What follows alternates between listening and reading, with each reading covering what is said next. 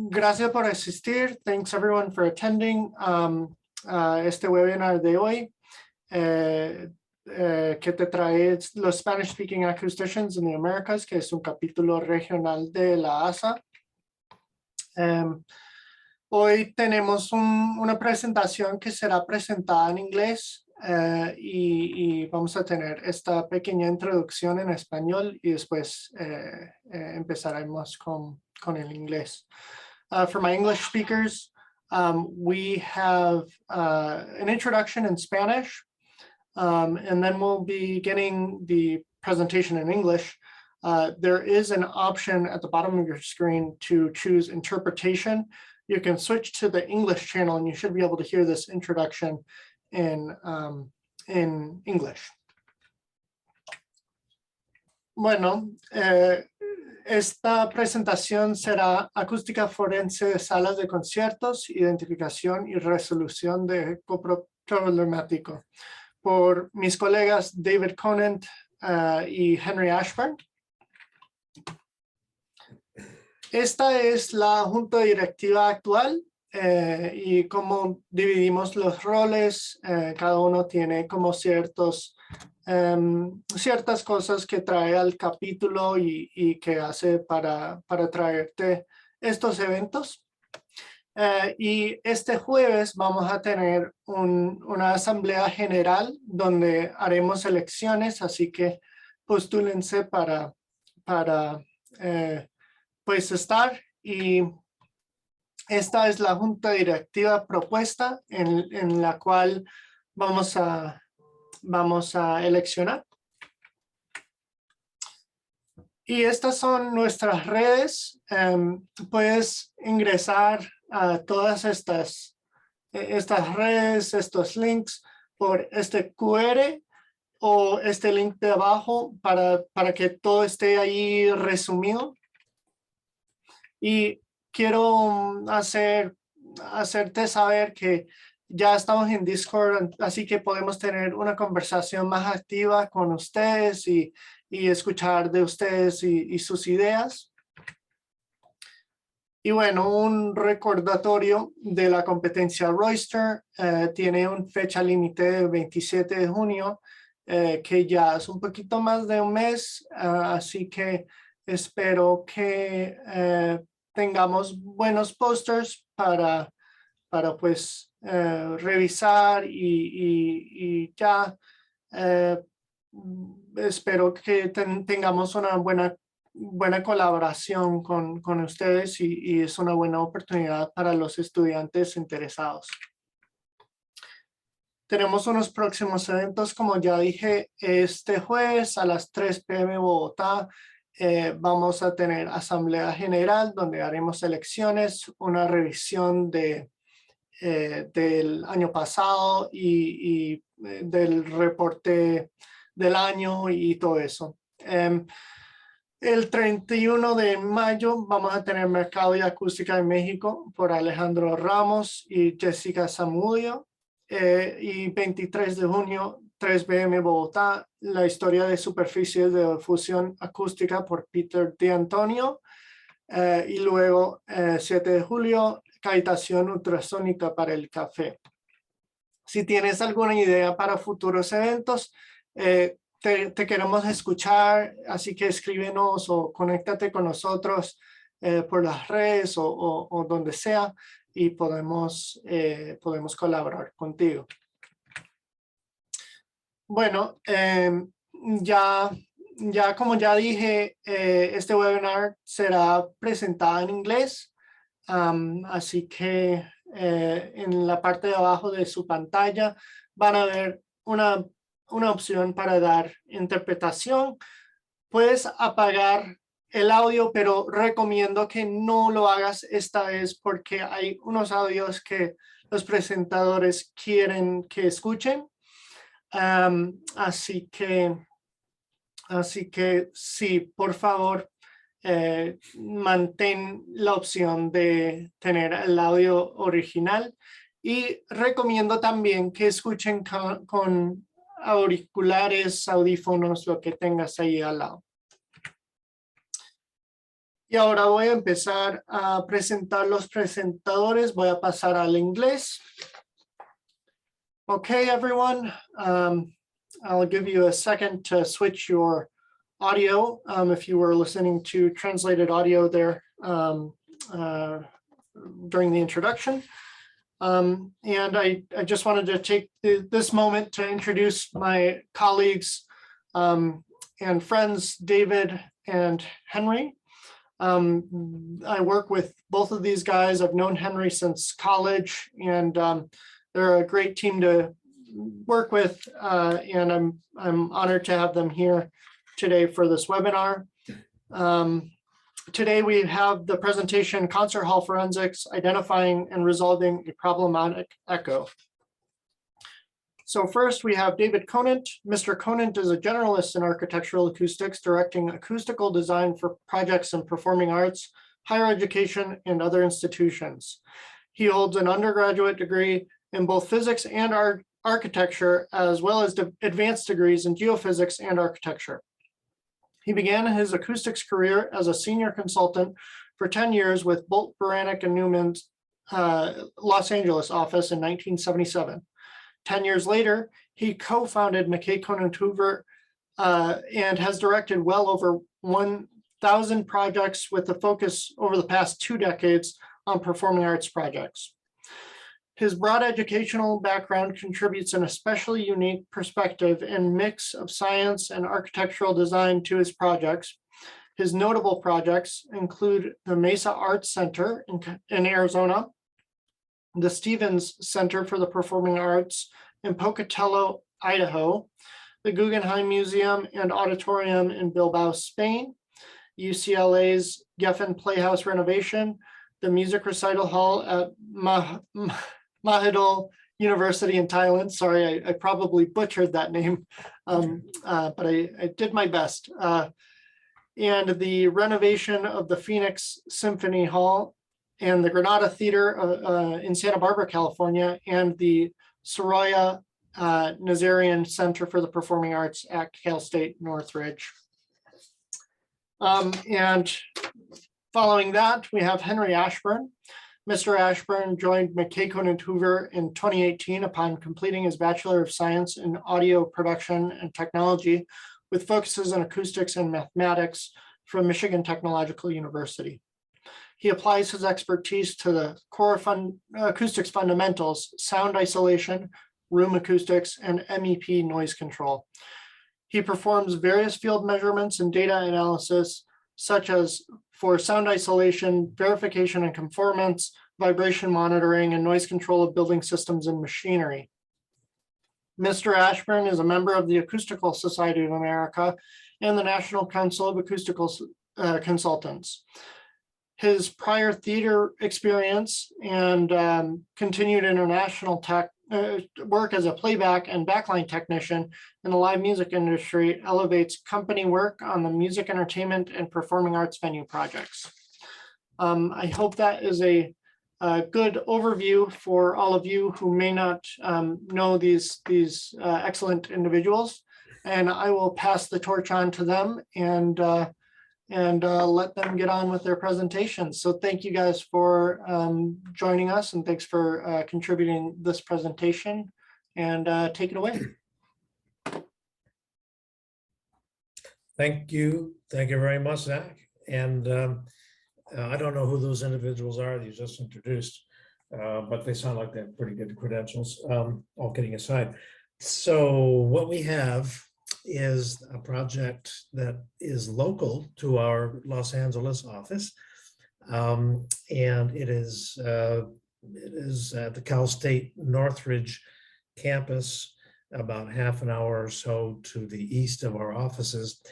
The main piece of the project is its 1,700 seat variable acoustics concert hall, which has enjoyed since its opening about 10 years ago, it seems, a really marvelous reputation for its natural acoustics for important symphonic orchestras come through.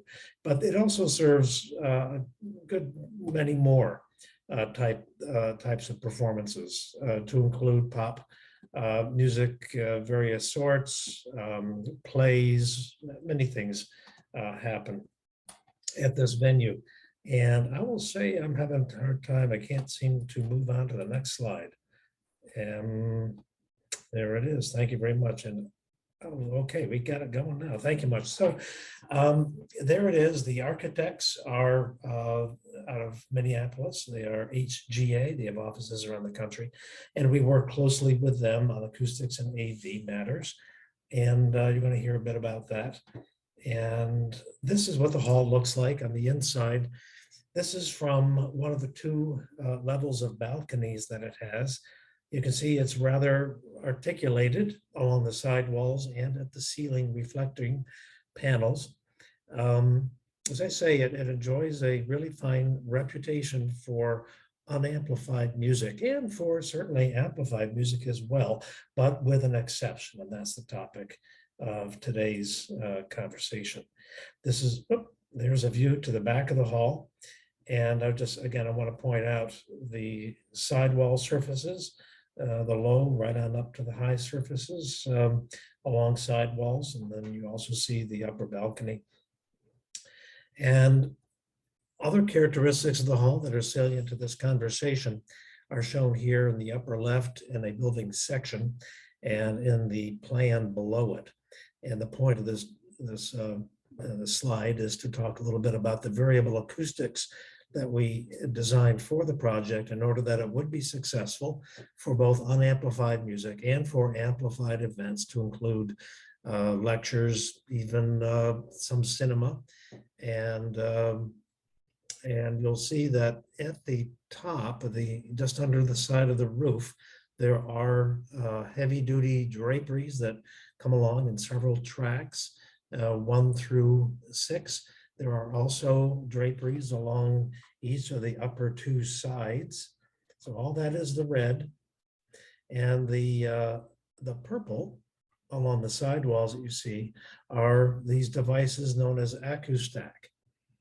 And what they do is provide an opportunity to control sound absorption along the side walls and somewhat as well where they're located on the rear walls. So they can be deployed and provide absorption, or they can be retracted back up into the assembly you see above.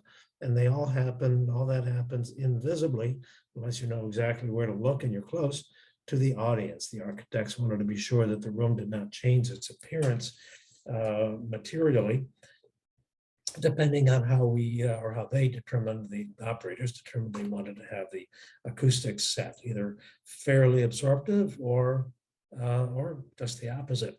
And some testing that we did during a tuning week before it opened ran the venue through the gamut of measuring, especially reverberation time. But we measured impulse responses at a great many of the seats, and there are a great many of the different arrangements of absorption at the ceiling, absorption at the side walls, or none at all. And anyway, so this, without going into this particular diagram, shows, at least to our satisfaction, that the room certainly can change its reverberation time substantially. And in fact, 2 of the several banners running across transversely at the ceiling were not able to be deployed at the time we did these measurements. And so the reverberation time actually with a full audience can get down to near 1.25 or so seconds.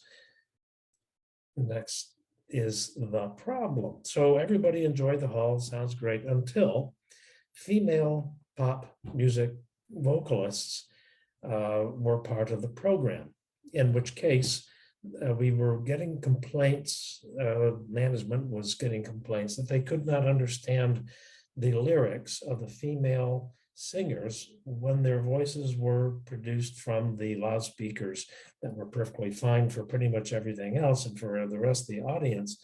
But you'll see that down here, clarity in these seats down front was a problem, especially for amplified female vocals. When we were first told about this issue, I didn't know quite what to think of it, began to ponder, began to look at drawings, made a quick run out, not knowing what we're going to find.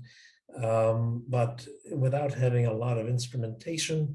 One of our AV guys, who heads up actually our AV component of our firm, happened to have an app for his iPad that revealed, as what you can see here, is a very strong, fairly late delayed reflection in some of these seats that are down front. Well, we were not ready at that time to do a thorough examination, but we began to look more carefully at what might be the cause and what might be solutions. What you see here are the main audience left and right line arrays, center cluster, and then there are front fill loudspeakers. And the region of some complaints is this region in blue down below.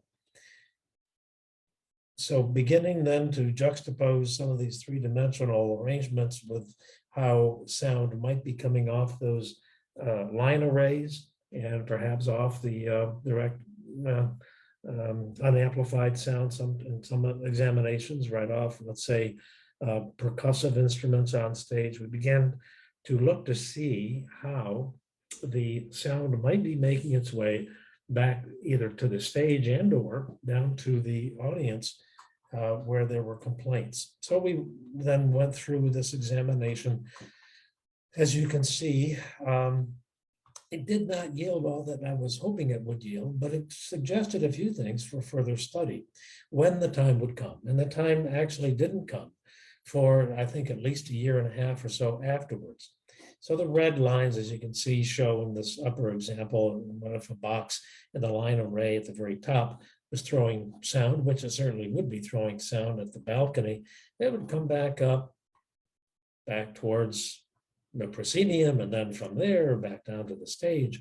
And another box in blue, let's say, would hit the front face of the middle balcony. They call it the loge, and then that would land back into the upper stage area. So we looked at it, scratched our noggins, and just examined, oh, look at this little guy in green. That was a bit of an afterthought, but we had a look at that, and I didn't seem to think that energy coming from this, let's say in this example, the audience right or stage left line array, which needed to throw some sound to the opposite side, would actually create a problem down here. But that was just, we were not there at this time doing the study to test. So this was a paper study, and when the time came to our phone call came in, and we were requested to actually examine this thing now, because those front seats were the highest price seats, and people were had been buying season tickets. They loved the hall, they loved so much about it. But then when these shows came on, when they had amplified vocals, especially from females, then the complaints came in, and they were beginning to threaten they would not buy season tickets anymore until the issue was solved. So that, of course, got the management attention. They called upon us to have a look. On the right-hand side, you can see what the front face of the loge, this lower bit down here, had with it. It had a ribbon, a vertical flat face ribbon that would support, well, it was a face to kind of cover up some of the support for lighting instruments that would show light back down onto the stage, and find maybe that was a culprit, maybe up in here was a culprit. We just didn't know, but these are some of the things we began looking at. Now, so the story adjusts a little bit to back into the design phase of the project, wherein I recalled really well having several conversations with the architects about how to design the interior of the space, especially to include ensuring that the front face of any balcony faces was not going to generate long delayed reflections coming back to the performers on stage or to audience that was seated near the stage. This is an example of one of our projects. It's in Idaho, and you can see how we managed to avoid any such problems, because these faces will just turn that sound that approaches them from line arrays or from the stage, just turn that back into good and useful energy back into the hall. providing some scattering, some diffusion, but certainly avoiding focusing, which was a key of our prior projects, and certainly our normal practice. Here is a similar, well, it's a larger project. This is a 900-seat concert hall at Notre Dame University in Indiana, and it has a somewhat similar set of functions, but you can see how here we treated the front face of the balconies, and the balcony in this building actually goes back in and around the orchestra itself, providing some diffusion in that regard. And here's another one. Here are two of them, actually. On the left is a project of ours in Mesa, Arizona. This is a 1,600-seat hall. And you can see from the little inset how we managed to kick sound back up and out of the way from not having a problem, not generating a problem, throwing energy back at the stage or back down to the audience in the lower front, and they have no such problem. And on the right is a similar treatment, a little different way. It's in Northern California. This is an 1,800-seat hall. So that is good design practice. And it's something that we caution the architects about. And then the theater consultant piped up and said, you know, I don't know that that's going to be such a problem, because we're going to populate the front face of those balconies, especially the one that you indicate you're concerned about, which is the loge, with a lot of lighting instruments to illuminate the stage, the actors, and whomever, whatever they wish. So I said, well, I'm not entirely convinced, but I see I'm being overruled, and so we'll see how that works out. Now, it didn't work out well, as you can imagine, because that's much of the substance of this talk. This diagram is drawn from a paper out of 1987 from a couple Germans, published in Acoustica, and their experiments that they describe in the paper involved running experiments with listeners who knew how to listen to classical music and knew how to certainly understand speech. And they would experiment in inserting, if you will, a long delayed echo of either the speech or the music. In this case, you're seeing Mozart in there, but there were romantic varieties. There was some Wagner in there. There are a variety of other types of music as well. And the purpose of their experiment was to learn at what point or points in delay after the first arrival of sound from the source, and at what level down from the strength of the first arriving signal would one be able to detect a bit of a problem. That is, a problem in either speech intelligibility or muddiness of the music. Well, this is calculable, as it turns out. They established what you can see here as the gray zone, wherein if a echo arrives, let's say in the gray zone at about 75 milliseconds delay after the first arrival, then there's going to be no detectability, no problem. What could be the problem? No problem. If the signal, if the strength of the echo and its time delay happen to land where the black dot is, they'd detect and they'd report that they're hearing an echo and it's interfering with the speech intelligibility. But it would not interfere with the enjoyment and the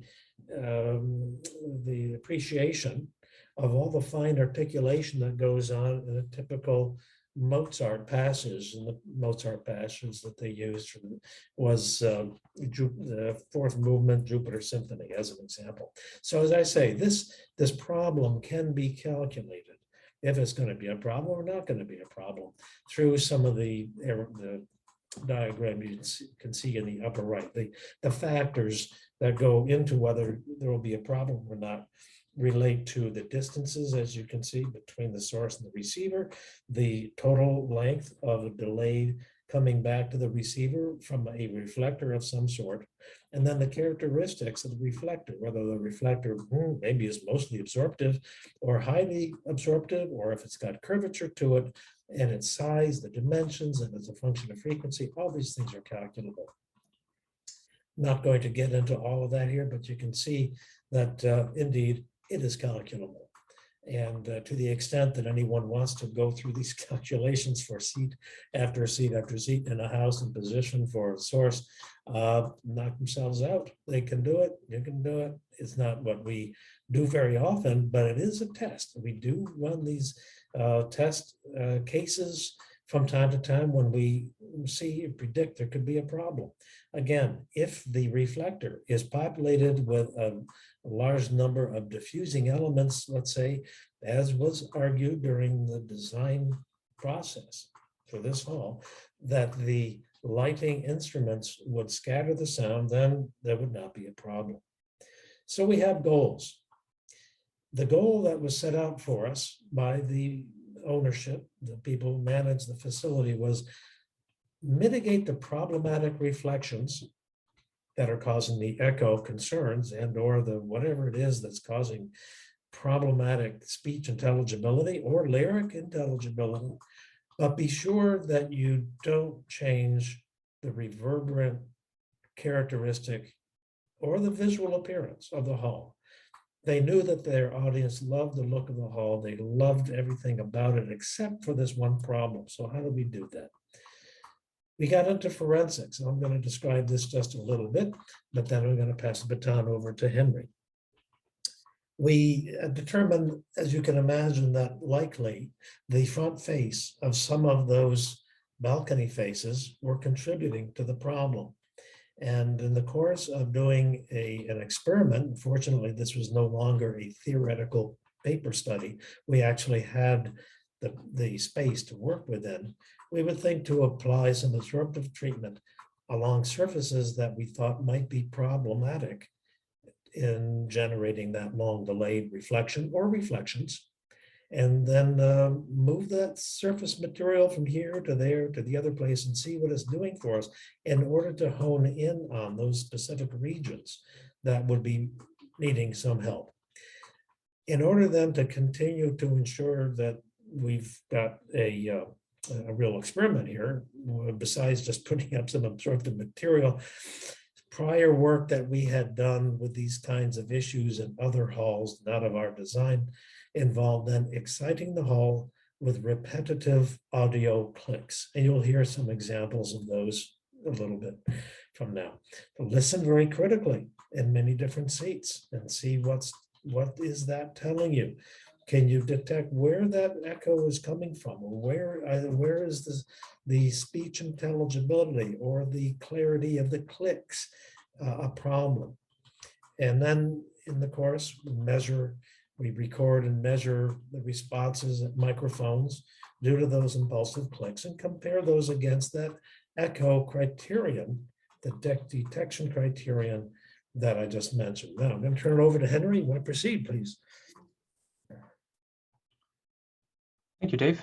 So indeed, with that plan in mind, to start to come up with the solution for the hall, we needed to start assembling some tools and equipment to support our visit.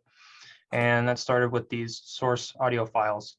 We determined that the click track was a good tool that we had used on previous projects, and we were using that for some subjective assessment. It was very convenient and easy to loop, so we could put it on play and listen around the hall for some subjective assessment, but it was also really good for some quantitative analysis. We could load these recorded click tracks into some software and look at that German criteria Dave was talking about. We chose for our click track to apply high pass and low pass filters to be left with only 2 kilohertz to 8 kilohertz.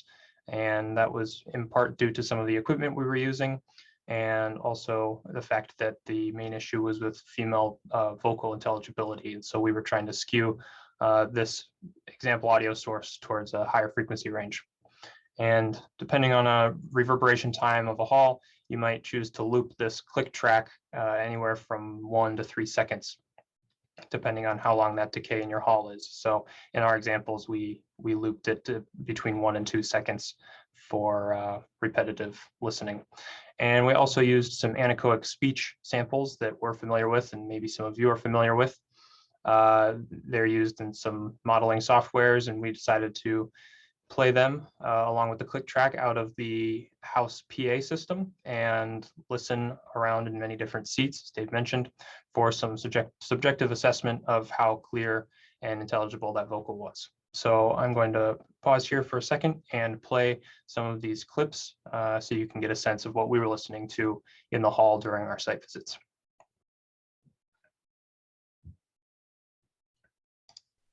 In language, infinitely many words can be written with a small set of letters. In arithmetic, infinitely many numbers can be composed from just a few digits with the help of the symbol 0, the principle of position, and the concept of base.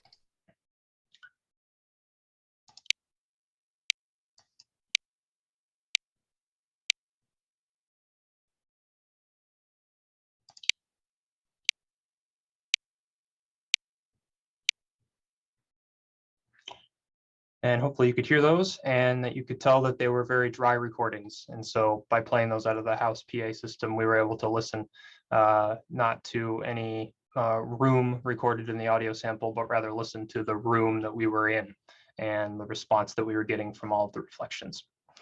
So the equipment that we brought along with us, you can see kind of pictured here, a small setup at the front of the hall.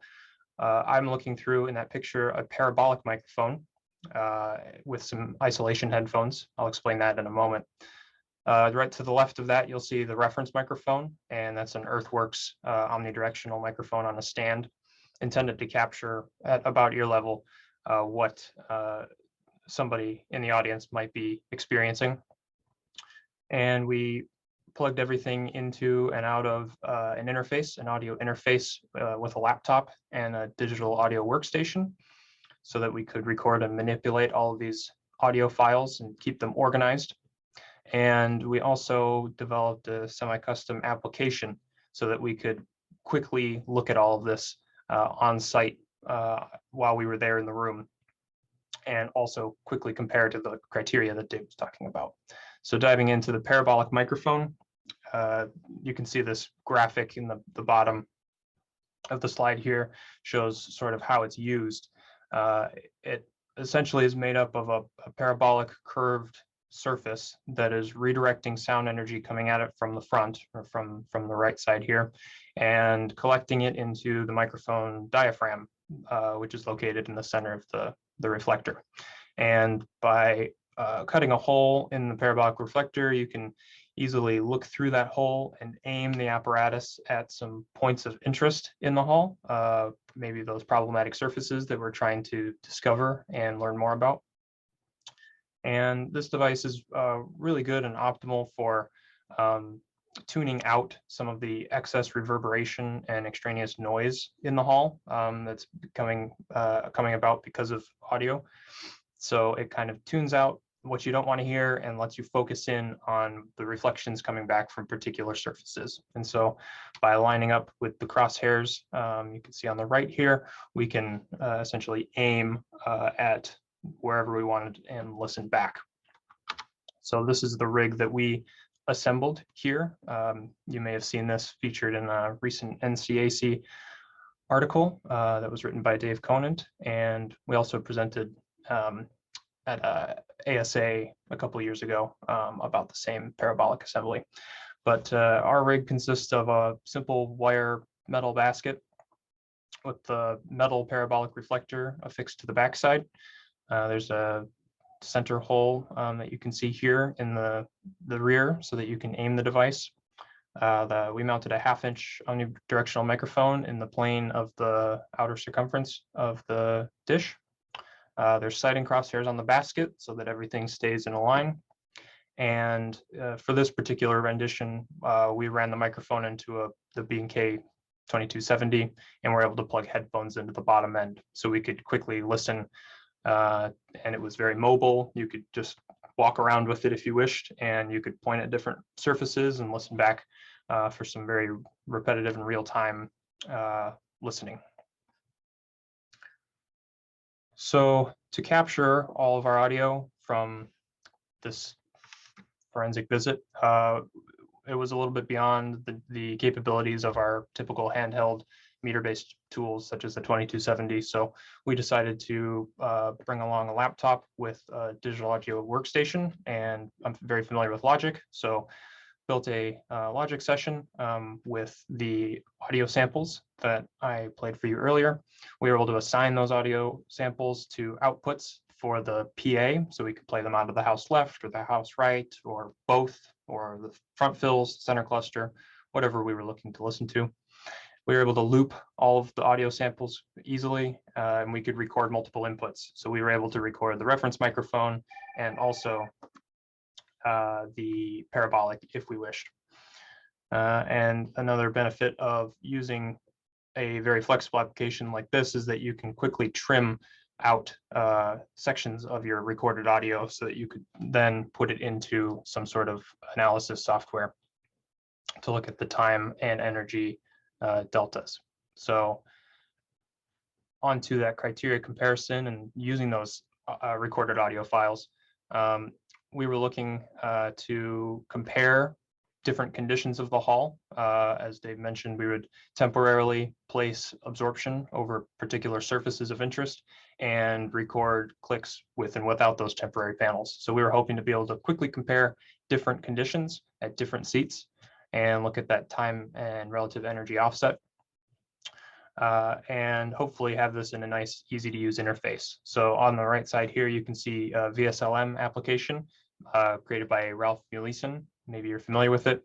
It does a lot of what we were after, essentially importing audio files for analysis, but we were looking for a little bit more usability and specifically that criteria comparison. So again, here is some of that criteria from the German paper, and I wanted to mention the name of that paper in case you wanted to try to find it yourself. The English title is An Objective Criterion for the Measurement of Echo Disturbances During Presentation of Music and Speech, and that was in 1987 Acoustica.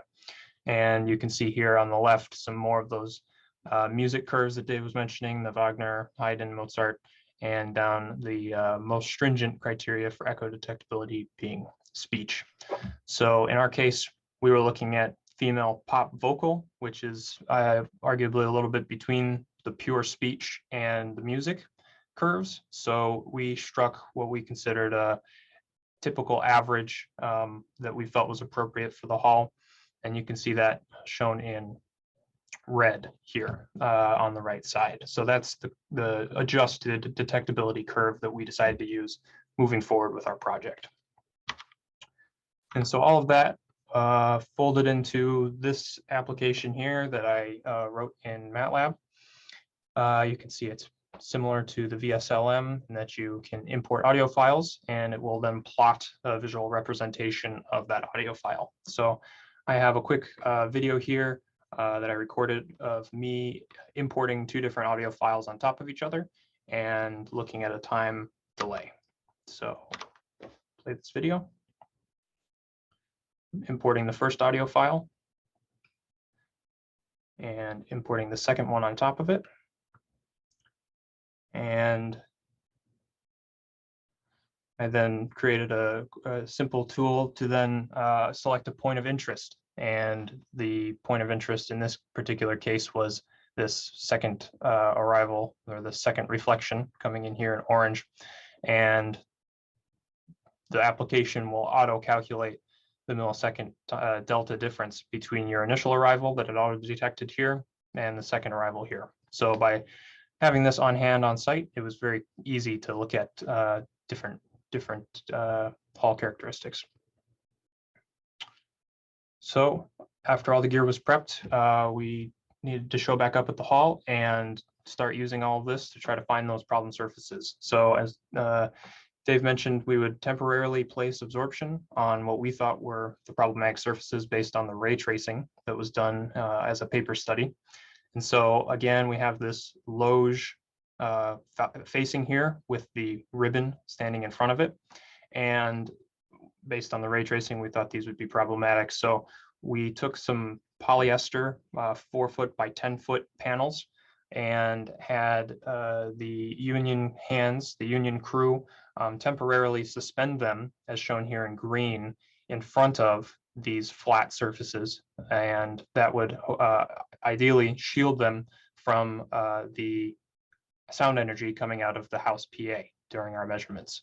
So you can see here, this is what it looked like when we started our visit, and those are just temporarily suspended with some tie line, it looks like, and it's completely covering them, and it's a pretty sufficiently absorptive surface. It's about 2 inches thick and absorbing those frequencies 2K to 8K that we were using to excite the hall.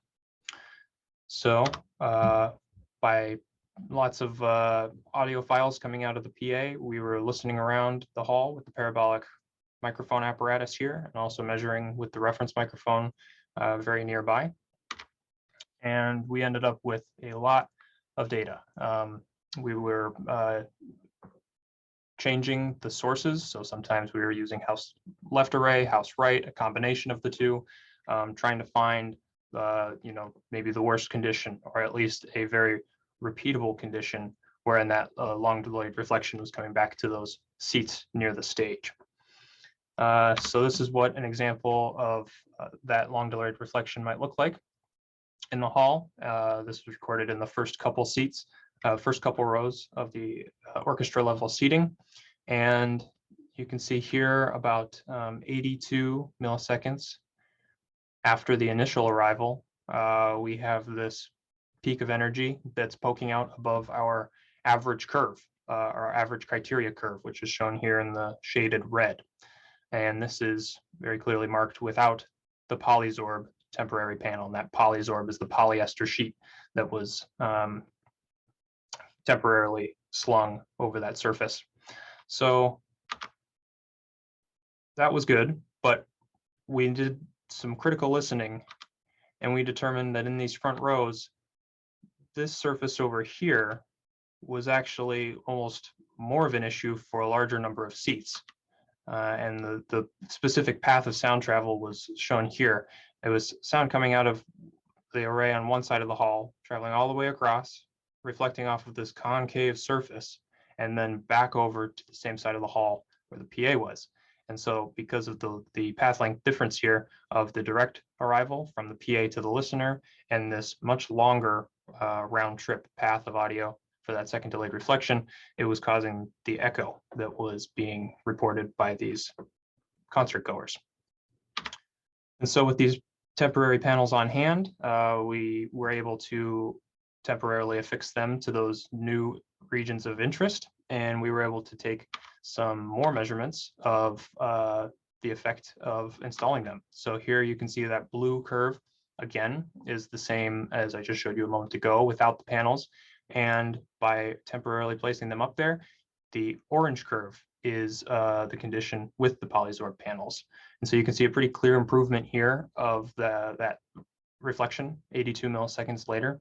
And again, the only difference here is that that panel was not in place for the blue and it was in place for the orange. So this is a pretty good indicator that we were finally honing in on that problematic surface. And during the critical listening, the anechoic speech was also cleared up massively. And so we really felt like we were on a really good track here. But we wanted to confirm just a little bit more. So we built a pretty crude 3D model in SketchUp using some of the as-built drawings. And here you can see the concavity of that surface is very apparent and not helping our case here. So by looking at the distances and doing that pretty simple math, we're able to confirm that the delta in time delay from the analyzer, about 82 milliseconds later, about 92 feet, was matching up within about 4 feet of what the ray tracing was providing. So within 4 feet is pretty close and within field tolerances of the microphone locations. So we were pretty satisfied that we were focusing on the right surface here. But as you can imagine, that's not the only surface that's reflecting energy back to those problematic seats. And indeed here, we have the blue curve showing the bad condition again. The first reflection here, about 80 milliseconds later, we already know that that's that side modesty region, the concave region.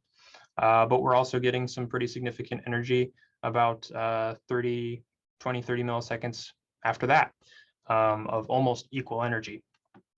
And based on some more ray tracing and confirmations, we could pinpoint that back towards our initial problematic culprit surface, which was that loge and its associated ribbon here.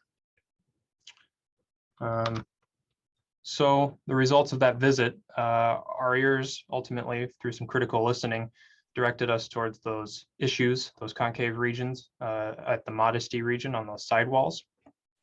We were able to easily compare those measured conditions from the reference microphone and confirm also via 3D modeling that that was indeed the problematic surface. And we also confirmed that there were still more issues present in the hall than just that sidewall region. So we figured it out. We figured out where most of the energy was problematic, and we needed to start then working with the architect and the client to develop a solution. And initially, we were trying to use diffusion, curved surfaces to keep the energy in the hall, but mitigate that long delayed reflection, or at least bring it down in level such that it's below the criteria that we set for the project. So unfortunately, diffusion was rejected because of introduced busyness in the architecture. Even though it's already pretty busy, they didn't want massive renovations to the shaping of the surfaces. So we then started looking at absorption and some different maybe perforated varieties that could sufficiently absorb that problematic energy instead of redirecting it very cleanly back to the audience members. And so, of course, acoustically transparent coverings are very important when you're looking at absorptive media. And in the end, the client realized that these weren't going to be the best looking panels. They weren't going to be eye-catching or eye candy. And so a decision was made before the design was finalized that they would become removable and they would only be deployed for those concerts where female pop vocal was coming out of the PA. So they would be deployed for those amplified events, and they would be then removed for the remainder of the programming, which would be the unamplified music performance, quartets, orchestral performances, choir performances, and such. So a local company here in Los Angeles fabricated similar to what you just saw in the rendering. And this is the temporary panel, and it's actually comprised of a glass fiber core inset into a polyester frame. And the polyester frame was largely there because of durability and the fact that these needed to be deployed and removed for events that were, maybe happening back to back, one night after another. And so just making sure that they could stand the test of time and not get banged up too bad was very important. So the Polysorb polyester frame helped with the durability. The glass fiber in the center gave a pretty good frequency range of absorption. So it reached a little bit lower in frequency, covering a little bit more of the vocal range than the polyester would have done by itself. And of course, this polyester, this panel here is covered in a blue fabric. This was just the demo unit that was fabricated for a mock-up. And in the end, the final fabric would be chosen to match the seats so that it had some sort of tie back to the hall. And unfortunately, although we had determined these sidewall regions, these concave sidewall regions were probably the most apparent issue, the client unfortunately deferred treatment of those loge and loge ribbon surfaces that we had also determined were problematic. And they determined it was going to be a phased solution approach. So they would first treat these concave sidewall regions, see what the reactions were from the audience members, and maybe that satisfies most people and all is well. or maybe there are still some issues, in which case we might revisit treating those loge and loge ribbon surfaces. So here's what the final panels look like installed. We ended up using 4 of them per each side of the hall. Here, I think they are matched to the seat color, although they look a little bit darker. And we were asked to revisit the site after all of the panels were fabricated, so we could confirm that these panels are really doing their job, that we picked the right surfaces, and that these are really helping with speech clarity and vocal intelligibility. So fast forward to 2021, here's the issue that our ears brought us to via critical listening. It's that sound coming from one side of the hall all the way across to the problematic surface back. And during our third visit here, we devised a plan to temporarily put these fabricated panels in place and measure at the clouded seats that you can see here to get a good sample of that half of the hall. And then we could then remove the fabricated panel and remeasure and compare again with the application those curves. So again, lots of data. You can see lots of different sources were being used, lots of different seats were being measured at. And I'll show you some samples at the end, but the result, of course, was that the anechoic and the speech were massively improved, and clarity was greatly improved. And the client there on the right has since said that the vocal intelligibility seems resolved. So I think that we did our job, and people are very happy with the outcome. So here are some more audio samples. During our third visit, we were able to measure not only with the reference microphone that you can see there on the right side of this small image, but we also have access to a binaural microphone array and a dummy head. And so we were able to bring that on site too and record in various seat locations what the clicks sounded like through the reference microphone and also the binaural microphone array. So we have 2 sets of audio, and we also have on the left side of the slide audio recorded with the panels in place. So that should be cleaner, clearer. And on the right side, we have audio samples without those panels in place. So you should hopefully, if you're listening with headphones or speakers, it would be better. But you can hopefully tell that there's a reflection happening at that 80, 90 millisecond mark after the initial arrival. So I'm going to pause here for a second and play the without samples, both binaural and reference. And then I'm going to switch over and play the audio samples with the panel in place. And hopefully you can hear that the sound is cleaned up. So here we go.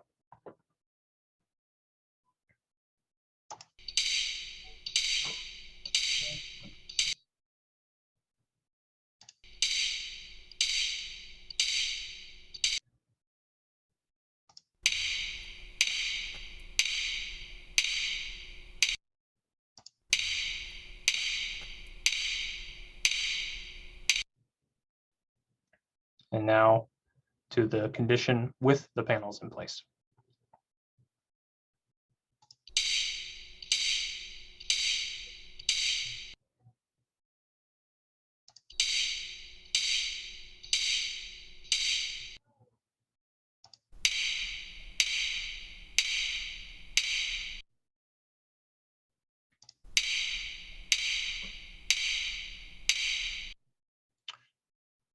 So I hope you could tell that there was a difference. I will say, being in the hall many times myself and listening with my own ears, the difference was a lot more compelling in the hall. And I think all my colleagues who were there with me would agree. I can tell a difference in these audio files, maybe because I know what I'm supposed to be listening for. But really in person, the difference was remarkable. And our client was very happy, who was able also to listen with us and during this third visit. And so looking at those recordings in the analyzer, here we have, no surprise, the orange here is the without the panel condition and the blue is with the panel condition. This is pretty clear confirmation that the panels are doing their job. There is still a secondary, pretty clear arrival of energy, but it's well below the criteria that we established for the project, and it's likely below the criteria that the Germans had established for pure speech as well. So that's very good news. Here we have another condition. This time the sound energy is coming out of the house left to right and the front fills.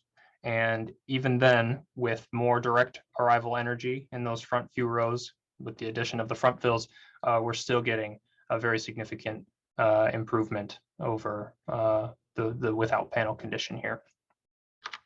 And here's just another sample of a seat even further back into the hall or back at row FF and row F. And again, we can see that the energy poking out above the criteria is brought down to an acceptable level. So with that, Dave will probably wrap up with a small remark here. Thank you. And so thank you very much, Henry. So the end game as we are today, we hope we get to finish every bit of the improvement because we know what to do and where, although there are different ways to affect more improvement. The minor issues compared to those that we've already taken care of are, well, I'll just underscore, they are apparently minor in the minds of the owner, the stakeholders, the folk who run the venue. They're delighted that what we came up with as a solution is a rather minimal touch, easy to deploy, easy to remove quickly, and so on. Not particularly expensive, maintains the good sound of the hall very readily if they're simply removed, the good sound for orchestral works and so on. And as I say, if complaints do arise, we know what to do and where to do it. Just a matter of exactly how they want to pull off the additional adjustments. There we are. Okay, so among the things that we'll consider is instead of adding absorptive material in some of these problematic corner areas that we have determined are an issue, we could reshape. And it turns out that the shaping in red or the shaping in the blue seems by some ray tracing to pretty much scatter that energy elsewhere. They just are happy that they solved their problems, immediate problems for the people who are complaining the most up front. And they know that they could tap us for anything further as time goes on. So lessons learned, I guess we would have been better to perhaps jump up and down with the architect saying, no, look at what happens if you don't follow the advice of your acoustical consultant in such matters as this. The downside can be pretty severe and the upside is like problem, but no problems whatsoever. And that's it. We're ready for questions, and thank you very much for your interest and attention.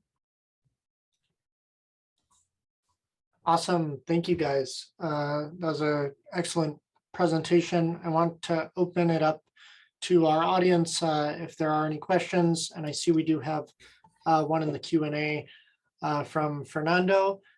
He says, first order sound field microphones allow you to determine the direction of arrival of early reflections through time delay of arrival. Did you think about using them? I would say we certainly thought about it, but did not do it because we already had created our parabolic microphone, which I had pressed into service on a variety of occasions previously. And I was just more interested in going down that path. If we already had a device, another type of microphone dealing with some rather a different approach towards analysis, probably certainly would have considered it, but that would have been a little beyond our area of prior experience. So we thought it would be a little unnecessarily risky in terms of time and learning curve and so on. Great. Thank you. Seeing if we have any other questions here. Okay, we've got one that says, how did you decide on the specific site to measure? Not sure I understand. To refine the question a little, please? Yeah, maybe we could get some more clarity as to what the specific site is. Well, I just want to say, yeah, I was also present during your last checkout, and the difference was indeed remarkable, as Henry said. Yeah, the recordings really, from what I'm able to, hear, they don't do it quite the justice that you experience in the hall. So it is an impressive reduction of that echo, and you guys did a great job in resolving it and working through the process. I think regarding the locations to measure, we measured at quite a few different seating areas in the hall up near the front region in that blue shape that we showed early on here. We did measure usually like every other row moving back in orchestra level from the front of the stage. And we also measured left to right. So we measured up pretty close to this this parterre region over here, and then down towards the middle section. Of course, we didn't measure all the way across because we could just use the halfway point and presume that what we were witnessing on one side of the hall was reflecting on the other side of the hall as well. So we kind of limited our locations of measurement to this zone, and that was primarily because that's where most of the complaints were coming from the audience members in those high-paying seats. Maybe that answers the question. Yeah, there was a clarification, and I think your description covers that, but please let us know if that did not satisfy your question. And of course, we are open to any more questions here.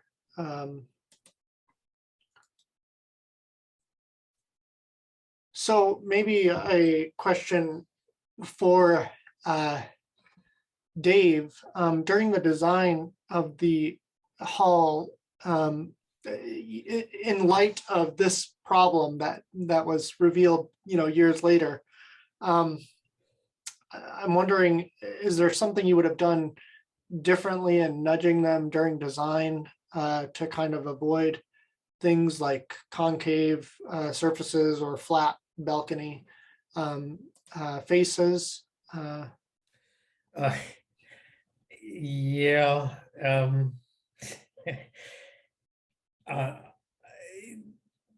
I would have, if I had this experience on another project, let's say prior, and then that is with the balcony faces and so on, and then had this particular project at Cal State Northridge coming up where the architect said, no, we don't want to diffuse that sound. We don't want to absorb it. We want that lovely ribbon and maintain the visual uniformity that we have throughout the hall.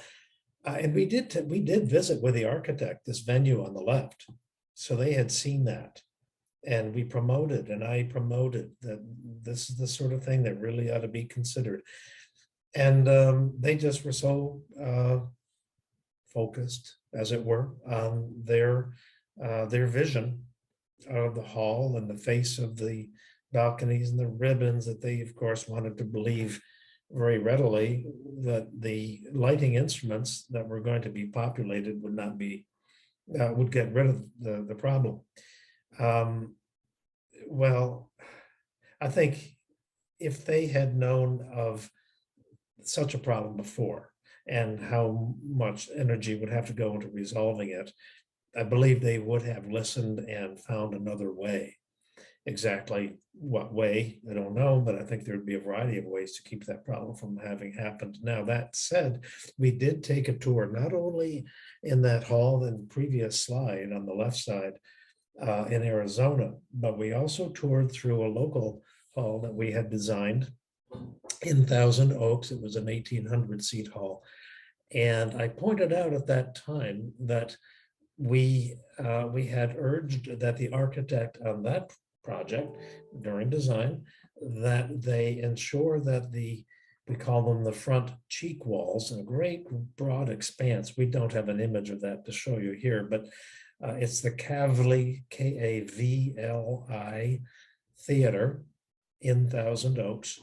If you want to Google that, you'll look at the broad expanse of what turned into very flat wall surfaces that didn't generate a problem of this sort, but we pointed out on tour that we were convinced that the hall would sound a whole lot better than it did after it got finished.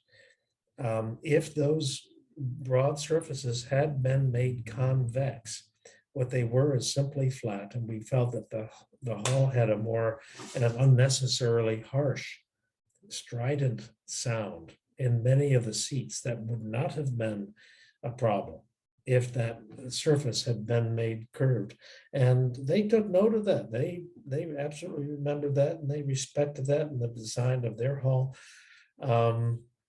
So to be able to draw upon specific experience, good or bad, in prior venues with similar characteristics in terms of shaping or whatever, seems, in my experience, to go far in getting the attention of a designer or an architect to avoid this and do more of that.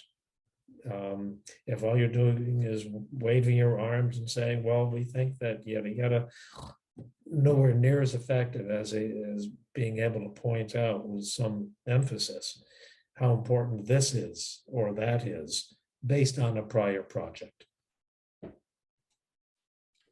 Great, thank you. And I see we have another question here from Tony. Did the problem become more pronounced with deployment of variable acoustics absorption?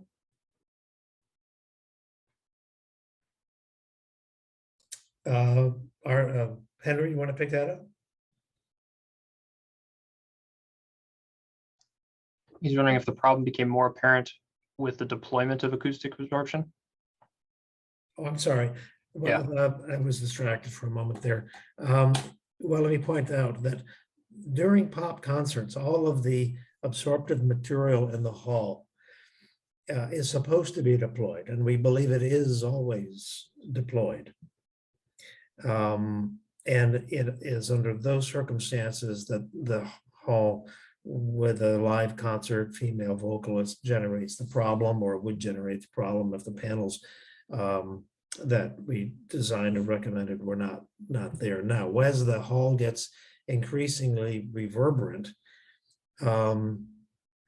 it's a good question. We didn't test that because it would have been a condition that wouldn't have, I think, been presented in the field, because the venue knows that they want to dry up the hall. Otherwise, everything becomes much too reverberant and muddy for speech and singing lyrics under an amplified condition.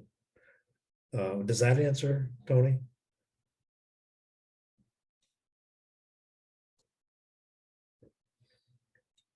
That probably would have been a fourth visit. Yeah, I think in the interest of time, it takes time for all those banners to operate and for the travelers to get pulled across. And so we just didn't have time to be measuring those conditions that wouldn't really be present for actual concerts. So we stuck to the conditions that we knew would be present. Since we have that section up, if we have another quick moment, actually, can you go back to one of the early slides showing a section and the ray tracing? It's probably there. See that? Yeah, you can see the next one. I guess it is. There's another section.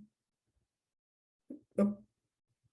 Any case, yeah, there's a suggestion. Look at the blue line, that a click off of the line array following with a front wavefront line normal to the wavefront coming off that box in the line array could be coming back and going very high over the heads of musicians and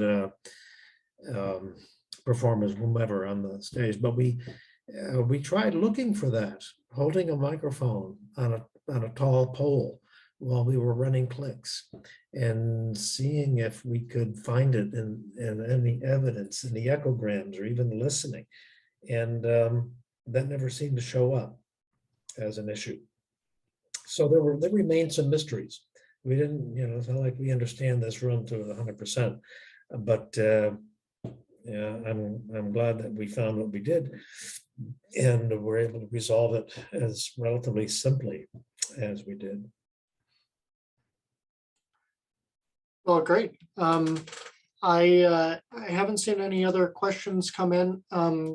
So unless there's anything from you guys, I think we can start wrapping this up. And I want to thank you guys again for contributing this presentation. It was very, very fun for me to organize, and I like this study that you guys performed, having seen it kind of internally. So again, thank you, and thanks to our attendees for sticking with us and for the questions. Yeah, we're delighted. Yeah, thank you. To partake and be invited for sure. Yeah, great. And we will we'll have this on our YouTube channel here within the next probably week or so. So look out for that. We'll have it in English and Spanish. We look forward to future events. Remember that on Thursday we have our General Assembly, and we'll be doing elections as well as a review of the past year of events and finances and a bunch of other things. So come and participate, and we look forward to seeing you then. Thanks. Thank you, everybody. Appreciate it.